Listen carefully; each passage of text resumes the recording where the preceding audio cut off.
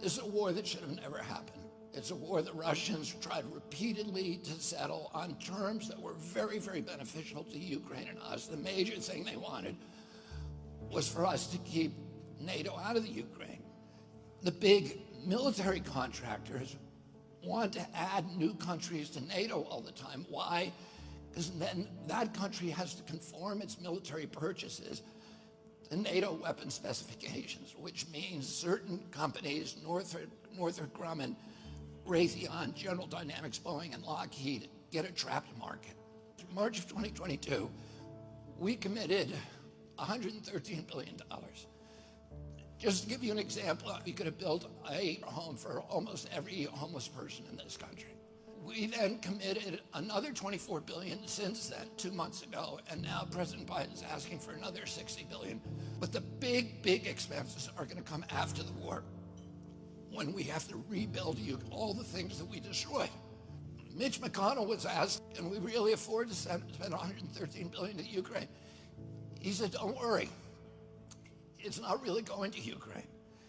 It's going to American defense manufacturers. So he just admitted it's a money laundering scheme. And who do you think owns every one of those companies? BlackRock.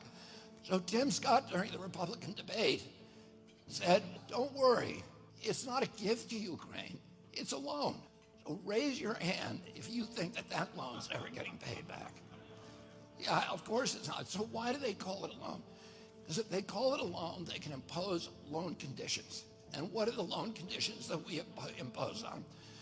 Number one, an extreme austerity program, so that if you're poor in Ukraine, you're going to be poor forever.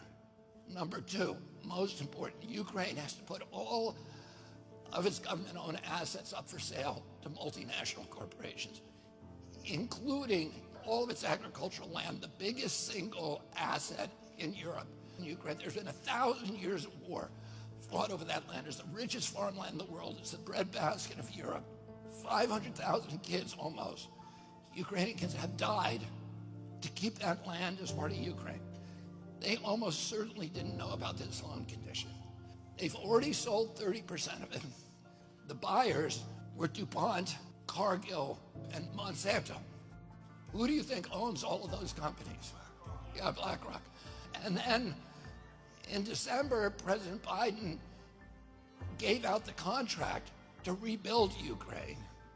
And who do you think got that contract? BlackRock. So they're doing this right in front of us. They don't even care that we know anymore, because they know that they can get away with it. And how do they know that? Because they have a strategy. And that strategy is an old strategy, which is they keep us at war with each other. They keep us hating on each other.